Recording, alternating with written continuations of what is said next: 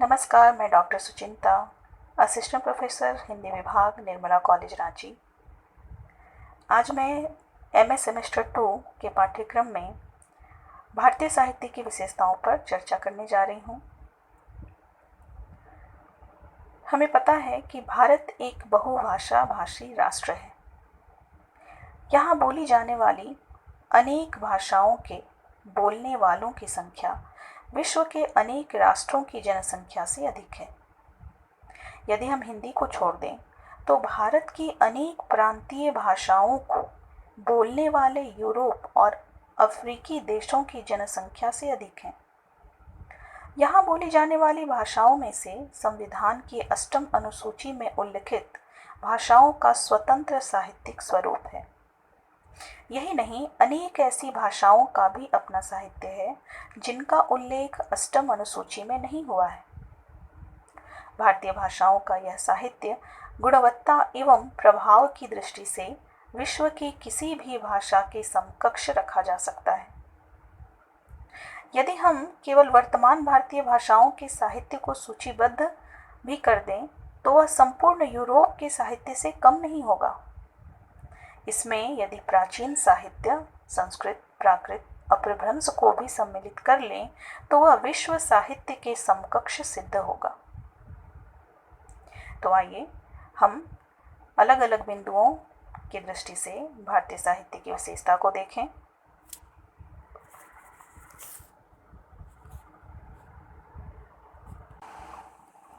भारतीय भाषाओं का साहित्य बहुत विशाल और विराट है।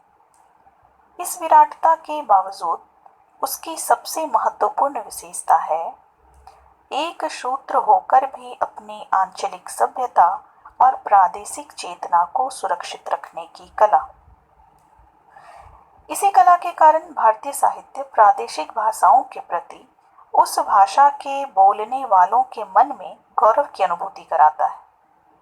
इस अनुभूति के बावजूद भारतीय साहित्य में एक अंतर्धारा प्रवाहित है जो यह सिद्ध करती है कि भाषागत विभाजन के बावजूद भारतीय संस्कृति को एक सूत्र में जोड़े हुए है। भारतीय साहित्य का उद्गम एक स्रोत से ही हुआ है जो भारतीय साहित्य की अनेकता में एकता को प्रतिपादित करता है। जैसे कुछ भारतीय भाषाओं में निकटतम साम्य होने पर भी उनका स्वतंत्र भाषिक और साहित्यिक स्वरूप विद्यमान है, जैसे असमी और बंगला, गुजराती, मराठी, हिंदी, उर्दू, तमिल और अन्य द्रविड़ भाषाएं।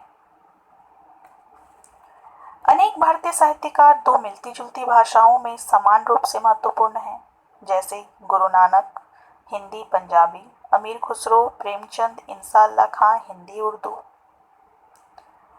भारतीय साहित्य में भाषिक विभेद के बावजूद हर युग में मूल स्वर एक रहा है। सभी आधुनिक भारतीय भाषाओं के साहित्य का विकास लगभग एक साथ ही हुआ है और उनकी प्रवृत्तियां भी समान हैं। इन प्रवृत्तियों पर हम आगे चर्चा करेंगे। केवल तमिल भाषा का साहित्य प्राचीन है। पुरानी तमिल मूल रूप से द्रविड़ है जिसका साहित्य संस्कृत के समांतर विकसित हुआ है। भारतीय साहित्य की एकता के बावजूद उनकी प्रादेशिकता सुरक्षित है। भारतीय भाषाओं के प्रादेशिक स्वरूप के बावजूद मध्य देश की भाषा हिंदी और प्राचीन काल में संस्कृत का साहित्य पूरे भारत में लिखा जाता रहा है। इस प्रकार राष्ट्रीय और प्रादेशिक भाषाओं का समन्वय सदैव से रहा है।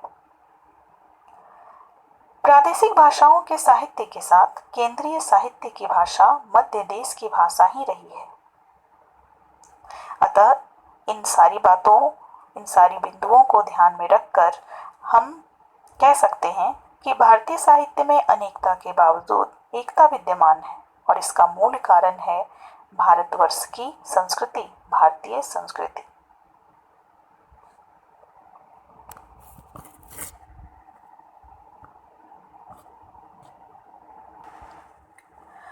दूसरी जो विशेषता है वह है भारतीय साहित्य की एकता की पृष्ठभूमि। अब भारतीय साहित्य की एकता की पृष्ठभूमि क्या क्या है, तो आइए देखें। सबसे पहला है उद्भव। भारतीय साहित्य में तमिल एवं उर्दू के अतिरिक्त सभी भाषाओं का जन्म काल समान है। तमिल पूर्ववर्ती है और उर्दू सबसे परवर्ती, इसलिए इन दोनों को छोड़कर बाकी जितनी भी भाषाएं हैं सबका जन्मकाल एक समान है। दूसरा, प्रवृत्तियां।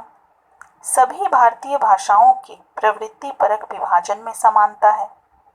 आदिकाल 15वीं सदी तक, मध्यकाल 18वीं सदी तक और ब्रिटिश राज्य की स्थापना से सभी भारतीय भाषाओं के साहित्य का आधुनिक काल प्रारंभ हो जाता है।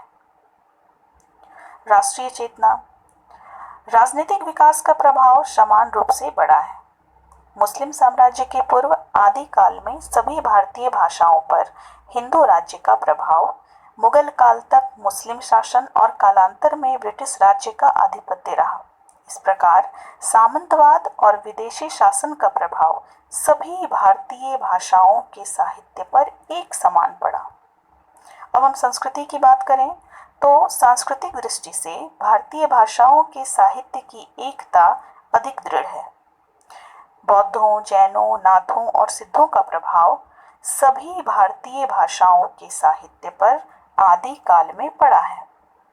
शैव, शाक्त एवं नाथपंथी साहित्य केरल से तिब्बत तक प्राप्त होता है। मध्यकाल में सूफी प्रेमाख्यानक परंपरा का प्रभाव तथा संतों की वाणी का प्रभाव सभी भाषाओं में एक समान मिलता है। इसके उपरांत वैष्णव काव्य परंपरा सभी भाषाओं के साहित्य में मिलती है, जिसमें राम और कृष्ण के सगुण अवतार की उपासना हुई है। अब हम आधुनिक काल में आ जाएं तो आधुनिक काल में पुनर्जागरण और स्वाधीनता संग्राम का प्रभाव सभी भाषाओं के साहित्य पर पड़ा है। तो सांस्कृतिक दृष्टिकोण से भी हमारा जो भारतीय साहित्य है वो एकता को प्रदर्शित करता है। अब हम साहित्यिक पृष्ठभूमि की बात करें तो सभी भारतीय भाषाओं को साहित्यिक रिक्त संस्कृत से मिला है।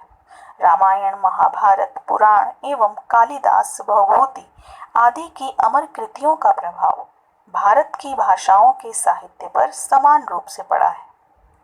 वेदों, पुराणों, उपनिषदों, स्मृतियों ने संपूर्ण भारतीय समाज को प्रभावित किया है। तीर्थ, कर्मकांड, पूजन में वैदिक मंत्रों ने संपूर्ण भारतीय जनमानस को एक पद्धति से बांध रखा है। इस प्रकार काव्य प्रकाश, नाट्य शास्त्र के काव्य सिद्धांतों का प्रभाव भी सभी भाषाओं के काव्य शास्त्र पर एक समान पड़ा है। इस प्रकार समान राजनैतिक, सामाजिक, सांस्कृतिक और साहित्यिक पृष्ठभूमि के कारण विकसित होने के कारण भारतीय साहित्य में एकता निर्विवाद रूप से विद्यमान है।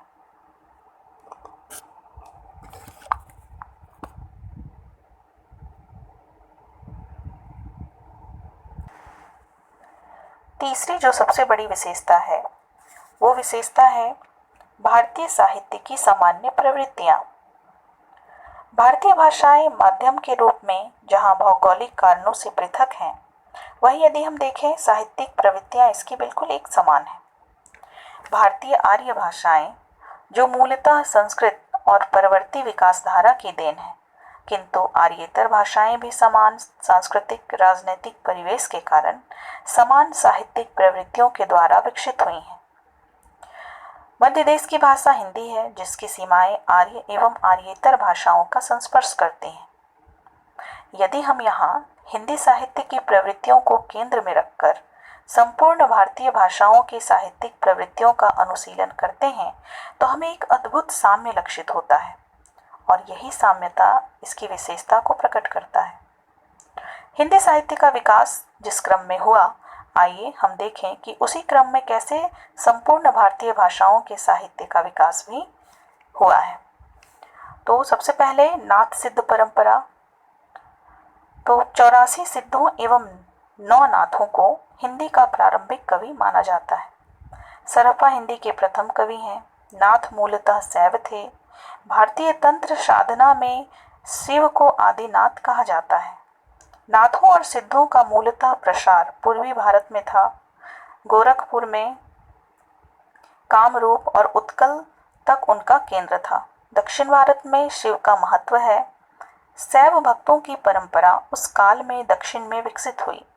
दक्षिण भारत में शिव की भक्ति परक उपासना होती थी, जबकि उत्तर में तंत्र साधना परक। इसके बावजूद नाथों से संबद्ध साहित्य उस काल में संपूर्ण भारत में लिखा गया। नाथों एवं सिद्धों का प्रभाव संपूर्ण भारत पर था। तमिल के नायनमार, कन्नड़ के वीरशैववादी व श्वेश्वर शैव कवि थे। तेलुगु में नवनाथ चरित्रम में नाथों का वर्णन है। बंगाल, उड़ीसा और असम नाथों के केंद्र थे। मराठी में गोरखनाथ ने स्वयं लिखा है। इस प्रकार नाथ और सिद्ध काव्य धारा का प्रभाव एक ही समय में पूरे भारतीय क्षेत्र पर लक्षित होता है। आइए अब हम चारण काव्य की बात करें तो आदिकाल की दूसरी काव्य परंपरा चारण काव्य परंपरा है।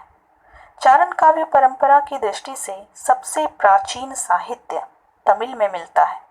तमिल का संगम साहित्य मूलतः चारण काव्य है।